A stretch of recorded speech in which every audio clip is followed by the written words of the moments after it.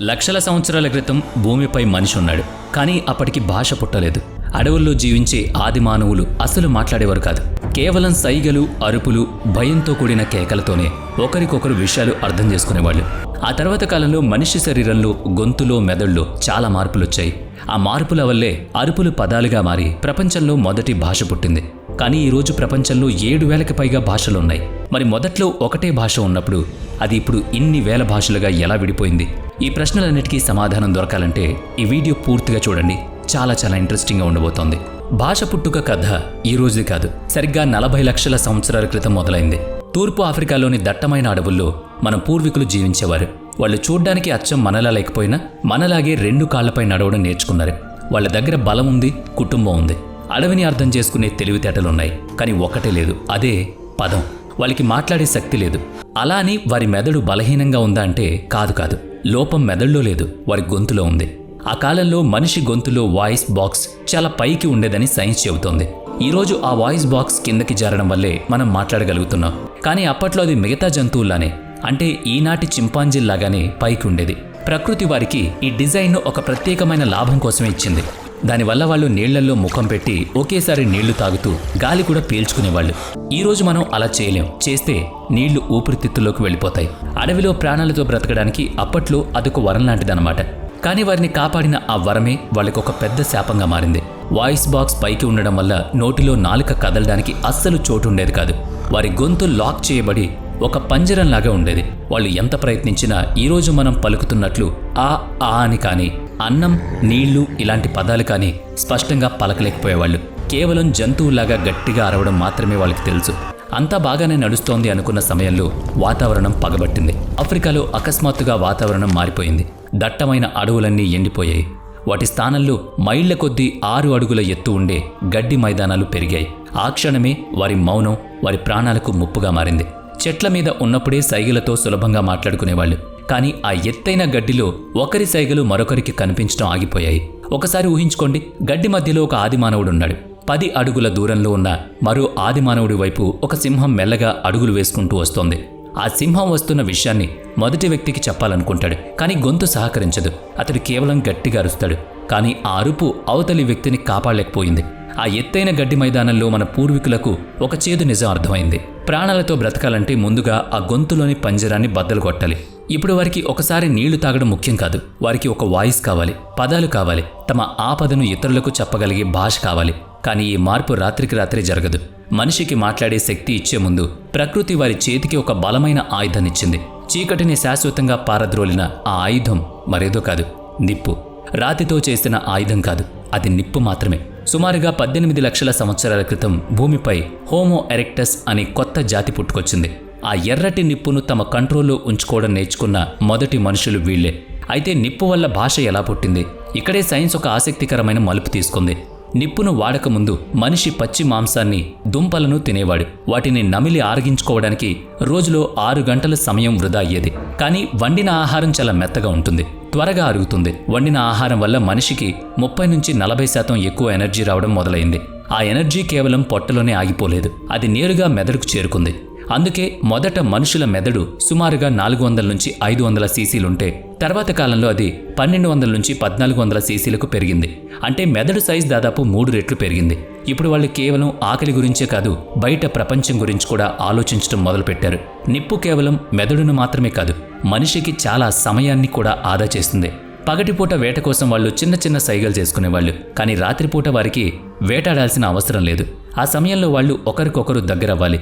అందుకే భాష అనేది పదాలతో కాదు, సంగీతంతో మొదలైందని శాస్త్రవేత్తలు నమ్ముతారు.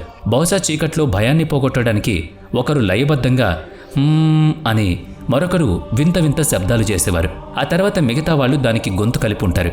ఇది గొనుక్కోవడం అనే మనిషి తొలి భాష. ఆ పదాలు లేని పాట ద్వారానే మేము కలిసున్నాం, సురక్షితంగా ఉన్నామని వాళ్ళకి వాళ్ళు చెప్పుకునేవారు. నిప్పు మనిషిని ఒక సమాజంగా మార్చింది ఇలాంటి సమయంలోనే. మళ్ళీ మనం గతంలోకి వెళదాం. సుమారుగా 3 లక్షల సంవత్సరాల క్రితం ఆఫ్రికాకు వేలాది కిలోమీటర్ల దూరంలో ఉన్న ఐరోపాలోని చల్లటి అడవుల్లో ఒక కొత్త పోరాటం మొదలైంది. అక్కడ టక్లా అనే ఒక సమూహం నివసిస్తోంది. సుమారుగా 30-40 మంది ఉన్న ఆ గుంపు వేట, నిప్పు ఆధారంగా బతుకుతోంది.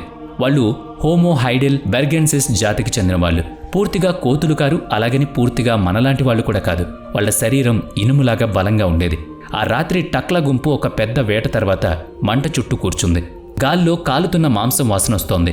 కడుపు నిండా భోజనం దొరికినందుకు అంతా సంతోషంగా ఉన్నారు. కానీ అకస్మాత్తుగా ఆ సంతోషం విషాదంగా మారింది.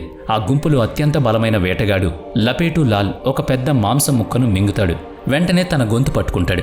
గాలి కోసం విలవెల్లాడుతూ కళ్ళు తేలేస్తాడు. మిగతా వాళ్ళు అతని వీపు తట్టి కాపాడే ప్రయత్నం చేస్తారు. కానీ లాభం ఉండదు.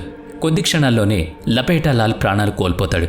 అది కేవలం ఒక ప్రమాదం కాదు, మానవ చరిత్రలోని అతిపెద్ద శారీరక మార్పుకు అది ఒక సాక్ష్యం. అతని గొంతులోని వాయిస్ బాక్స్ కాస్త కిందకు జారింది.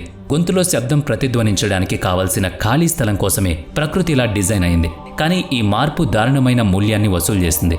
ఇప్పుడు గాలి పీల్చుకునే నాళం, ఆహారం వెళ్లే నాళం రెండూ ఒకే దారిలో కలుస్తున్నాయి.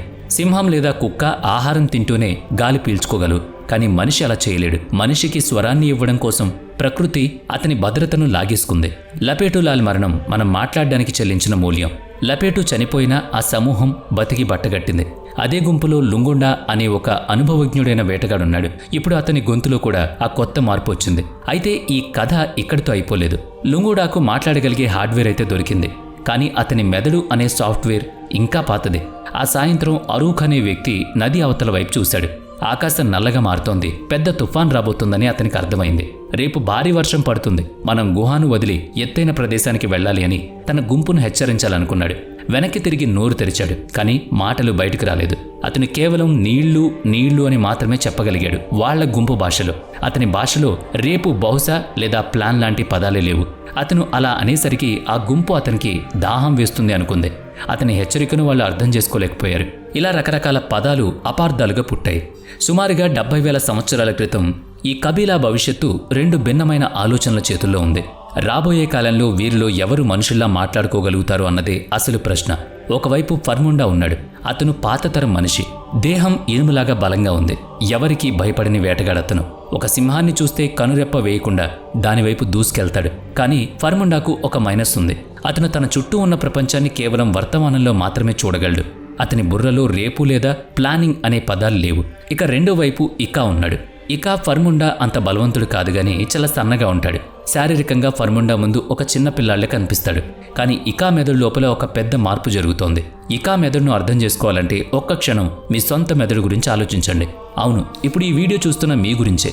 గమనించండి, ఇప్పుడు మీ మెదడు ఒకే సమయంలో 3 పనులు చేస్తోంది.